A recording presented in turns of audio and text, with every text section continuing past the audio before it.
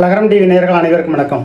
புதுக்கோட்டை மாவட்டம் கந்தரக்கோட்டை சட்டமன்ற தொகுதியில் இருக்கக்கூடிய குண்டாண்டார்கள் ஊராட்சி ஒன்றியம், அந்த ஒன்றிய அலுவலகம் கட்டினதிலே ஏகப்பட்ட முறைகேடுகள் நடந்தது அப்படிங்கிறது நமக்கு தெரியும். அதுபோல் அங்கே இருக்கக்கூடிய உதவி பொறியாளர்கள் ஏழை எளிய மக்களுக்கு வீடு கட்டி தரும் திட்டத்தில் 25 லட்சம் 30 லட்சம் வாங்கின கூத்தெல்லாம் நடந்திருக்கு. வீடு யாருக்கு கொடுக்கணும் கொடுக்கக்கூடாதுங்கிற விதிமுறைகளெல்லாம் கடந்து தகுதி இல்லாதவர்களுக்கு வீடு கொடுக்கறது, தனக்கு வேண்டப்பட்டவர்களுக்கு வீடு கொடுக்கறது, மாடி வீடு இருக்கிறவங்களுக்கு மாட்டு கொட்டாய் போடுறதுக்கு அந்த வீடு திட்டத்தை கொடுத்து கொட்டாய் போட வைக்கிறது மாதிரி ஒரு திட்டத்தை போட்டு பில் எடுக்கிறது, அத்தனை வேலையும் குண்டாண்டார்கள் ஊராட்சி ஒன்றியத்தில் நடந்திருக்கு. அங்கே இருக்கக்கூடிய வட்டார வளர்ச்சி அலுவலர் பிரபாகரனோ இன்னும் சில அதிகாரிகள்லாம் இருக்கிறாங்க. அதில் என்ன ஒரு கூத்துன்னா, நான் ஒரு புகார் மனு முதலமைச்சர் தனிப்பிரிவுக்கு அனுப்பியிருந்தேன் 24/7/2026. அது குண்டாண்டார்கள் ஒன்றியத்துக்கு அனுப்பியிருந்தேன். குண்டாண்டார்கள் ஊராட்சி ஒன்றியம் தாக்கேடு ஊராட்சியில் உள்ள மலையடிப்பட்டி கிராமத்தில் உள்ள 2 மேல்நிலை நீர்த்தேக்க தொட்டிகள் சுத்தம் செய்யப்படவில்லை அப்படின்னு மலையடிப்பட்டி கிராமத்தில் இருக்கக்கூடிய இளைஞர்கள், மகளிர், சமூக அந்த மலையடிப்பட்டியில் இருக்கக்கூடிய பெண்கள், முதியவர்கள், இளைஞர்கள் எல்லாரும் கொடுத்த தகவலின் அடிப்படையில் மலையடிப்பட்டியில் இருக்கக்கூடிய மேல்நிலை நீர்த்தேக்க தொட்டி சுத்தம் செய்யப்படவில்லை. இப்போ நம்ம வீட்டுக்கு மேலே ஒரு சின்ன லப்பரில் வச்சுருப்போம் தொட்டி மாதிரி, அதை ஏதாவது ஒரு ப்ரெஸ் போட்டோ உள்ளே இறங்கி க்ளீன் பண்ணுவோம் இல்லையா? க்ளீன் பண்ணுறதுனா என்ன, மொத்தமாக ப்ளீச்சிங் பவுடரையும் இப்போ பினாயிலையும் ஊற்றி விட்டு கலக்கி விட்றதா? உள்ளே இறங்கி க்ளீன் பண்ணணும், சுரண்டணும். கிட்டத்தட்ட அந்த தொட்டி அமைச்சு கிட்டத்தட்ட ஒரு 20 வருஷம் இருக்கும், 15 வருஷத்துக்கு மேலே இருக்கும். உள்ளே பாசாம் பிடிச்சிருக்கும், அதெல்லாம் சுரண்டி எடுத்து சுத்தம் செய்யணும். சும்மா கடமைக்கு சுத்தம் பண்ணுறதெல்லாம் சுத்தம்னு சொல்ல முடியாது. ப்ளீச்சிங் பவுடரையும் இதையும் கொட்டி விட்டு கலக்கி விட்டு அந்த தண்ணியை வெளியேற்றுறது மட்டும் சுத்தம் கிடையாது. அதனால் குண்டாண்டார்கள் ஊராட்சி ஒன்றியத்தில் இருந்த அந்த அதிகாரி தகவல் கொடுத்துருக்கிறாரு. அந்த அதிகாரி பேர் என்னன்னா, துணை வட்டார வளர்ச்சி அலுவலர் கிருஷ்ணமூர்த்தி. இவர் தகவல் அறிவு உரிமை சட்டத்தில் நம்ம மனு போட்டோம்னா எந்த தகவலும் கொடுக்கறதில்ல. சமூக ஆர்வலர்களோ பொதுமக்களோ மனு போட்டால் மயிருக்கு சமானமாக அப்படி தூக்கி கழிவறை காகிதமாக எரிஞ்சிடுறது. மலையடிப்பட்டி கிராமத்தில் மட்டும் கிடையாதுங்க, குழாயப்பட்டி, கீழையூர், இன்னும் இருக்கக்கூடிய செங்கலூர் ஊராட்சி, விசலூர் ஊராட்சி, பல ஊராட்சிகளில் அது போல் நடக்குது. நம்ம உண்மையை சுட்டி காட்டினோம்னா நம்மளை தீவிரவாதி மாதிரி பார்க்குறதா, பார்க்குறேன் எடுக்கிறேன், அந்த பார்க்குறேன் எடுக்கிற வேலையெல்லாம் நம்ம ஏற்கனவே பார்த்தாச்சு. மீண்டும் சொல்லுகிறோம், குண்டாண்டார்கள் ஊராட்சி ஒன்றியத்தில் இருக்கக்கூடிய வட்டார வளர்ச்சி அலுவலர் 2 பேர் இருக்கீங்க, உதவி பொறியாளர் இருக்கீங்க, மேற்பார்வையாளர் இருக்கீங்க, பொறியாளர் இருக்கீங்க. மக்களுடைய வரிப்பணத்தில் சம்பளம் வாங்குகிறோம் அப்படிங்கிறத முதல்ல நீங்கள் ஞாபகத்தில் வச்சுக்கணும். உங்களுக்கு ஒன்றும் வானத்திலேருந்து சம்பளம் கொட்டலை. என்னுடைய வரிப்பணத்திலேருந்து 10 பைசா உங்களுக்கு வரும். பெட்ரோல் டீசல் போடுறோம் இல்லையா? பெட்ரோல் இன்றைக்கி 1 லிட்டர் நான் பெட்ரோல் போடுறேன்னா 35 ரூபா வரி, மாநில அரசுக்கு 25 ரூபா. அதில் தான் ஆரம்ப சுகாதார நிலையத்துக்கும் சரி, கல்விக்கும் சரி, தமிழ்நாட்டில் அடிப்படை வசதிகளுக்கும் சரி என்னதுலேருந்து 10 பைசாவது போகும். இப்போ குண்டாண்டார்கள் ஊராட்சி ஒன்றியத்தில் இருக்கக்கூடிய பிரபாகரனோ அங்கே இருக்கக்கூடிய கிருஷ்ணமூர்த்தியோ அவங்க வாங்குகிற சம்பளத்தில் என்னதுலேருந்து 10 பைசாவது போகும். இப்போ மக்களுடைய வரிப்பணத்தில் சம்பளம் வாங்குறாங்கிறத நீங்கள் மறந்துட்டு மலையடிப்பட்டியில் எப்படி தண்ணி கிடைக்குதான்? மேல்நிலை தேக்க தொட்டிகளும் ஊராட்சி நிறுவனத்தால் சுத்தம் செய்யப்பட்டு சுகாதாரமான குடிநீர் வழங்கப்பட்டு வருகிறது. கிழிக்குது, அங்கே தண்ணி வரல, ஒரு மயிரும் வரல. தண்ணியை திறந்தால் காற்று தான் வருது. மோட்ரு வச்சுருக்காங்கன்னா அதை நடவடிக்கை எடுங்க முறையா. நடவடிக்கை எடுக்க முடியாதவர்கள் அந்த ஊராட்சியில் எதுக்கு நீங்கள் ஊராட்சி செயலாளராக இருக்கணும்? அது யாராக இருக்கட்டும். நான் நடுநிலையான கருத்தை தான் சொல்கிறேன். யார் மேலே எந்த விதமான தனிப்பட்ட முறையில் எந்த கோபமும் கிடையாது. ஒரு அரசாங்க அதிகாரியாக வேலை பார்க்கக்கூடியவர்கள் மோட்ரு வைக்கிறாங்கன்னா மோட்டரை எடுங்க, எடுக்கலைன்னா எல்லாரும் மோட்ரு வைக்கிறதுக்கு அனுமதி கொடுத்துருங்க. முதல்ல அந்த 2 மேல்நிலை நீர்த்தேக்க தொட்டியை முறையாக சுத்தம் பண்ணணும். இந்த 1 வாரத்துக்குள்ளே அந்த வேலையை நீங்கள் செய்யலைன்னா நாங்கள் மேலே ஏறி அதை வீடியோ எடுத்து நாங்கள் வெளியிட தயாராக இருக்கோம். உடனே நாங்கள் மேலே எடுத்து வீடியோ எடுத்தோம்னா எதையாவது போட்டோம்னு எங்கள் மேலே நீங்கள் இது பண்ணணும்னு நினச்சா நாங்கள் வீடியோ எடுக்கிறத இன்னொரு குரூப் வீடியோ எடுக்கிறதுக்கு நாங்கள் திட்டமிடுவோம். விவசாய சங்கத்தில் இருக்கிறவர்கள் மேல்நிலை நீர்த்தேக்க தொட்டியை உள்ளே இறங்கி பார்க்க போகிறோம். அது எப்படி, எந்த அளவுக்கு, எந்த லட்சணத்தில் இருக்குன்னு. நம்ம பைப்பிலே 1 மாதம் தண்ணி வந்துச்சுன்னா அதில் பாசாம பிடிக்குதா இல்லையா? ஒவ்வொருத்தவங்க வீட்லேயும் இருக்கக்கூடிய தொட்டிகளை 3 மாதத்துக்கு ஒரு தடவை சுத்தம் பண்ணுறீங்களா இல்லையா? இப்போ இப்போ மலையடிப்பட்டில் இருக்கக்கூடிய 2 மேல்நிலை நீர்த்தக்க தொட்டி ஏன் சுத்தம் பண்ணலை? இங்கே மட்டும் கிடையாது, கிள்ளுக்கோட்டையிலையும் அந்த கூத்து தான் நடந்துகிட்டு இருக்கு. நம்ம யாருக்கும் பயப்படணுங்கிற அவசியம் கிடையாதுங்க. உண்மை செய்தியை ஊருக்குள்ளதுக்கு அம்பலப்படுத்திட்டு போயிட்டே இருக்கும். எந்த ஆட்சி வந்தால் என்னங்க, முன்னாடி திமுக ஆட்சி, அதுக்கு முன்னாடி அதிமுக ஆட்சி, 2 ஆட்சிகளிலும் நடந்த ஊழல் முறைகேடுகளை நம்ம சுட்டி காட்டணும். அதுபோல் தான் இந்த தாவேக ஆட்சியிலையும் இந்த நிலைமை தான் நடக்குது. ஆட்சி மாறத ஒழிய காட்சி மாறலை. 3வதாக ஒரு மேல்நிலை நீர்த்தக்க தொட்டி கட்டியிருக்காங்க. அது என்னைக்கு திறந்து விட போகிறீங்க? ஏன் எங்கேருந்து தண்ணி வருது? ஒரு விவரமும் இல்லை. மலையடிப்பட்டில் முதல்ல கிராம சபை கூட்டம் எத்தனை தடவை நடத்துனீங்க? இனியாவது நடத்துறதுக்கு உண்டான வேலைகளை இப்போ இருக்கக்கூடிய ஊராட்சி செயலாளர் அக்கா உஷா அவர்கள் அதனை முயற்சி செய்யணும். தரமான குடிநீர் கொடுக்கணும். கண்டவங்கள்லாம் வந்து அதை திறந்து விட்றாங்கன்னா அப்போ நீங்கள் அந்த இடத்துல எதுக்கு அந்த நிர்வாகம் இருக்குது? இன்னும் கொஞ்சம் உயரமாக வைங்க. எதுக்கு உயரம் கம்மியாக வைக்கிறீங்க? அப்படி ஏரி எல்லாம் போகிறாங்கன்னா முள்ளு கம்பி மாதிரி வச்சுருங்க. ஏதாவது ஒரு கட்டுப்பாட்டுக்குள்ளே கொண்டு வந்து மலையடிப்பட்டி கிராமத்துக்கு சுகாதாரமான சரியான தண்ணி கொடுக்கணும். இப்போ மேல்புறம் வந்து பள்ளமாக இருக்குது, கிழக்கு புறம் மேடாக இருக்குது. அப்போ ஒரு கேட்டு வாழ்வு ஒன்று வச்சிடணும். கிழக்கு பகுதிக்கு ஒரு நாள் தண்ணி, மேற்கு பகுதிக்கு ஒரு நாள் தண்ணி.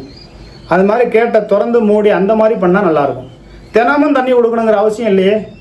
இப்போ நான் இருக்கிற வெங்கங்குடிங்கிற ஊரில் 3 நாளைக்கு ஒரு தடவை தான் தண்ணி வருது. ஆனால் எல்லாத்துக்கும் தண்ணி ஓரளவு கிடைக்குது, மாற்றுக்கிறது இல்லை. மொங்கியும் மோட்ரு வச்சுருக்காங்க, எல்லா வேலையும் பண்ணுறாங்க. அந்த மோட்டரை எடுக்கணுங்கிறதுக்காண்டி நான் மனு போட்டேன். மோட்ரு வச்சவங்க போகிறான், எப்பா நீ வேணா ஒரு மோட்ரு வச்சுக்கப்பான்ட்டாங்க. இப்போ ஊரே கோமணம் கட்டும்போது நம்மளும் கோமணம் கட்டி தான் ஆகணும். இங்கே கிராம பகுதியில் மோட்டரை எடுக்கணும்னு நம்ம சொன்னோம்னா நம்ம தீவிரவாதி ஆயிரும். நமக்கு தேவைன்னா நம்ம மோட்ரு வச்சுக்கலாம், நமக்கு தேவைன்னா கீழே போய் பறிச்சுக்கலாம். அதுக்கு தேவைன்னா ஊராட்சி நிர்வாகம் அப்போ நீங்கள் அளவுக்கு இருந்தால் தண்ணியை பயன்படுத்துகிற கூடுதலான வரி செலுத்து.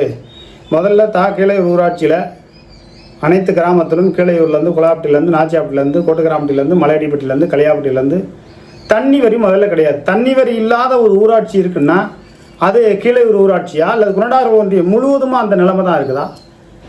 தண்ணி வரி இல்லாமல் நீங்கள் என்ன பண்ணுறீங்க? அப்போ எதுக்கு அந்த நிர்வாகம் மோட்ரு, தண்ணி போட்டு விட்றவர், டேங்கு இதெல்லாம் எது கட்டுறாங்க? எப்படி சமாளிக்கிறது? அரசாங்கம் எப்படி சமாளிக்கிறது? இந்த அரசாங்கத்தை விடுங்க, எந்த அரசாங்கமுமே தண்ணி வரியே இல்லாத ஒரு கிராமம் இருக்குன்னா, அது ஒரு ஊராட்சி இருக்குன்னா, ஊராட்சி ஒன்றியம் இருக்குன்னா தமிழ்நாட்டிலே அது குணடார்கள் ஊராட்சி ஒன்றியம் தான்.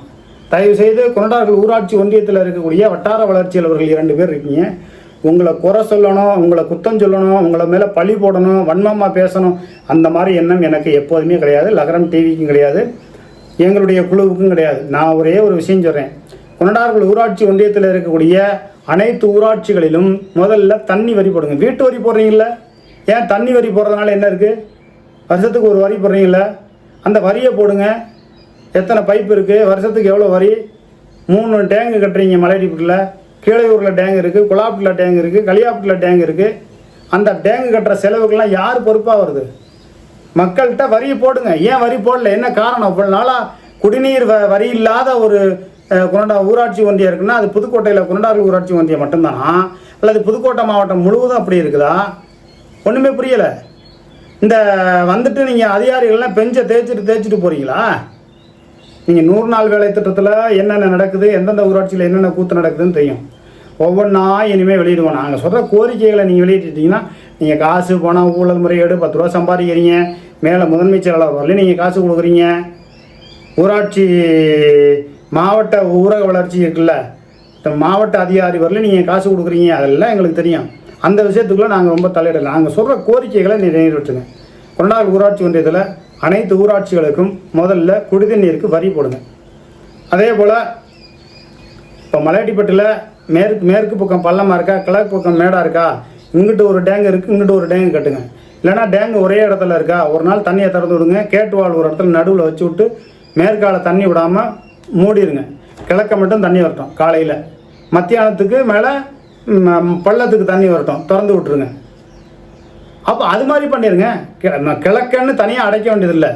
மேற்க போகும்போது அந்த கேட்டுவாழ்வு அடைச்சிட்டிங்கன்னா கிழக்க மட்டும் தண்ணி போகும். மறுபடியும் கேட்டுவாழ்வை திறந்துட்டிங்கன்னா பள்ளத்துக்கு தண்ணி போகும்.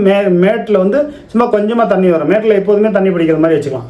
இப்போ அந்த மாதிரி ஒரு சூழ்நிலை வச்சு குடிநீர் வரியை ஏற்படுத்தி, அதுபோல் மலையடிப்பட்டியில் இருக்கக்கூடிய மேல்நிலை நீர்த்தக்க தொட்டி புதுசாக கட்டியிருக்கீங்க, அதை உடனே திறக்கிறதுக்கு ஏற்பாடு பண்ணணும். அங்கே இருக்கக்கூடிய மேல்நிலை நீர்த்தக்க தொட்டி 3மே தரமான முறையில் இருக்கா, சரியாக இருக்கான்னு பார்த்துட்டு சரியாக இருந்தால் அந்த மேல்நிலை நீர்த்தேக்க தொட்டியை இயக்குங்க. இல்லைனா இடிச்சிட்டு மூணையுமே புதுசாக மூணையுமே இடிச்சிட்டு புதுசாக கட்டுங்க. ஏன்னா எனக்கு தெரிஞ்சு 20 வருஷத்துக்கு முன்னாடி இருந்த முதல்ல ஒரு மேல்நிலை நீர்த்தேக்க ரோடுக்கு பக்கத்துலேயே இருக்குது. அது வந்து கிட்டத்தட்ட பழுதடைந்த நிலைமையில தான் இருக்குன்னு நினைக்கிறேன். அதை சோதனை பண்ணி அதை பயன்படுத்தணுமா அல்லது புதுசாக கட்டணுமா அப்படிங்கிறத முயற்சி பண்ணுங்கள். முடிஞ்ச வரலையும் புதுசாக கட்டி இருக்கிற மேல்நிலை நீர்த்தேக்க தொட்டியை இயக்கிறதுக்கு என்ன வழியோ அது பாருங்கள். மலையடிப்பட்டில் இருக்கக்கூடியவர்கள் எல்லாருமே நல்லா தெரிஞ்சுக்கங்க. எந்த நேரத்துலையும் யார் வேணாலும் போய் திறக்கலாம், கேட் வால்வை திறக்கலாம்னா அப்போ அதுக்கு அரசாங்க அதிகாரிகள் யார் இருக்காங்க, அவங்க வேலை பார்க்கலங்கிற மாதிரியான ஒரு குற்றச்சாட்டு வரும். அரசாங்க அதிகாரிகளுக்கு நம்ம ஒத்துழைப்பு கொடுத்து சுகாதாரமான குடிநீரை நம்ம முதல்ல பயன்படுத்தணும். உதாரணத்திற்கு திருப்பூர், வீரக்குடி போன்ற பகுதிகளெலாம் சுகாதாரமான குடிநீர் இல்லை. காவேரி கூட்டு குடிநீர் திட்டத்தில் முறையான காவேரி தண்ணி இல்லை. அப்படிங்கிறதுனால நிறைய பேர் கிட்னி பாதிக்கப்பட்டு இறந்து போயிருக்காங்க. ஆனால் மலையடிப்பட்டிக்கு அப்படி இல்லைங்க. ஒரு சுகாதாரமான தண்ணி கிடைக்குது. ஆனால் அந்த டேங்கை சுத்தம் பண்ணணும், இன்னொரு டேங்கை வந்து பயன்பாட்டுக்கு கொண்டு வரணும். அந்த மாதிரியான ஒரு நிலை இருக்குது. ஆனால் வீரக்குடி, திருப்பூர் போன்ற பகுதிகளில் முறையான காவேரி தண்ணி, நம்மளுக்கு காவேரி தண்ணியும் வருது, அதையும் முறையாக பயன்படுத்திங்க. அளவுக்கு அதிகமான தொட்டி, ரொம்ப அகலமான தொட்டி கட்டிக்க வேண்டாம். ஒரு மினிமமான ஒரு தொட்டி கட்டி நீங்கள் மோட்ரு போட்டு இழுங்க. அதை யாரும் தடுப்பது என்பது அவ்வளவு சாத்தியம் இல்லை. அவர்களாக பார்த்து திருந்தணும், மாறணும். யாரும் நம்ம கட்டுப்படுத்த முடியாது. அதே நேரத்தில் கொண்டார்கள் ஊராட்சி ஒன்றியத்தில் இருக்கக்கூடிய பிரபாகரன் மற்றும் கிருஷ்ணமூர்த்தி, இன்னும் இருக்கக்கூடிய அதிகாரிகளெல்லாம் தயவுசெய்து மலையடிப்பட்டிக்கு ஒரு முறை ஆய்வு செய்து அந்த 3 மேல்நிலை நீர்த்தேக்க தொட்டியும் முறைப்படி ஆய்வு செய்து சுத்தம் செய்து நல்ல தண்ணியை கொடுக்கறதுக்கு, தரமான தண்ணியை கொடுக்கறதுக்கு சுத்தம் பண்ணுங்க. மேற்கு புறத்தில் தண்ணி போகுதா அதை மூடிடுங்க. கிழக்கு பக்கம் தண்ணி விடுங்க, ஒரு நாள் மூடி திறந்து விடுங்க. அது மாதிரி மாற்றி மாற்றி தண்ணி கொடுக்கறதுக்கு உண்டான வழியாக அனைவருக்கும் குடிநீர் கிடைக்கக்கூடிய திட்டத்தை கொண்டு வாருங்கள். கொண்டார்கள் ஊராட்சி ஒன்றியத்தை பற்றி இன்னும் ஊழல் முறையீடு சம்மந்தப்பட்ட செய்திகளை நாங்கள் கலரணும்னு ஆசைப்படுறத விட நல்ல சுகாதாரமான குடிநீர் கிடைக்கணும். அதுபோல் வீரக்குடி, திருப்பூர் போன்ற பகுதிகளுக்கு சுகாதாரமான குடிநீர், காவேரி கூட்டு குடிநீர் திட்டத்தில் தரமான தண்ணி கொடுக்கணும். ஏன்னா இப்போ மாவட்ட விவசாய சங்க தலைவராக இருந்த ஐயப்பன் என்பவர் கிட்னி பாதிக்கப்பட்டு இறந்து போயிருக்கிறார். அதுக்கு காரணம் என்னென்னா அந்த பகுதியில் அதிகமாக உப்பு தண்ணி தான் இருக்குது. அந்த பகுதியில் இருக்கக்கூடிய தண்ணி வந்து ரொம்ப தரமில்லாததாக இருக்குது, உப்பு தண்ணியாக இருக்குது. நிறைய பேர் கிட்னியால் பாதிக்கப்பட்டு இறந்து போயிருக்காங்க அப்படிங்கிற கருத்தையும் சொல்கிறாங்க. அதுலேயும் வீரக்குடி, திருப்பூர் போன்ற பகுதிகளில், இந்த சினையக்குடி ஊராட்சி பகுதியில் கொண்டார்கள் ஊராட்சி ஒன்றிய அதிகாரிகள் போய் நேரில் ஆய்வு செய்து நடவடிக்கை எடுப்பார்கள் அப்படிங்கிறத நம்ம பொறுத்து பார்ப்போம். அடுத்த வாரம் நம்ம வந்து சினையக்குடி, வீரக்குடி போன்ற பகுதியில் இருக்கக்கூடிய மக்களுக்கு சுகாதாரமான குடிநீர் தண்ணி கிடைக்குதா இல்லையா அப்படிங்கிறத மக்கள்கிட்ட போய் கருத்து கேட்டு நம்ம செய்தியை வெளியிட போகிறோம். உங்களுடைய பகுதியில் நடக்கக்கூடிய இது போன்ற குடிநீர் வசதி மற்றும் இதெல்லாம் கிடைக்காம இருக்குது, அரசாங்க அதிகாரிகள் ஊழல் முறையீடு, தவறு, இது போன்ற விஷயத்தை சுட்டி காட்டணும்னா கீழே ஸ்க்ரீனில் நம்பர் வரும். எங்களுக்கு தகவல் தாருங்கள். எங்களுடைய லகரம் டிவி குழுமத்திற்கு தகவல் தாருங்கள். ரகசியம் பாதுகாக்கப்படும். உங்கள் ஊரில் வந்து நேரடியாக பேட்டி எடுத்து செய்தி போடணும்னா எங்களுக்கு அழைப்பு கொடுங்க. அச்சமின்றி சமரசமின்றி தொடர்ந்து லகரம் டிவியில் செய்தி வெளியிட்டு கொண்டு இருக்கிறோம். தொடர்ந்து ஆதரவு தாருங்கள். பார்க்கக்கூடிய நமது புதுக்கோட்டை மற்றும் பல்வேறு பகுதியில் இருக்கக்கூடியவர்கள், முக்கியமாக மலையடிப்பட்டில் இருக்கிறவங்க இன்னும் நிறைய பேர் லகரம் டிவி சேனலை சப்ஸ்கிரைப் செய்து பெல் பட்டன் அழுத்தி, ஆல் பெல் பட்டன் அழுத்தி ஆக்கமும் ஊக்கமும் கொடுங்கள். நன்றி, வணக்கம்.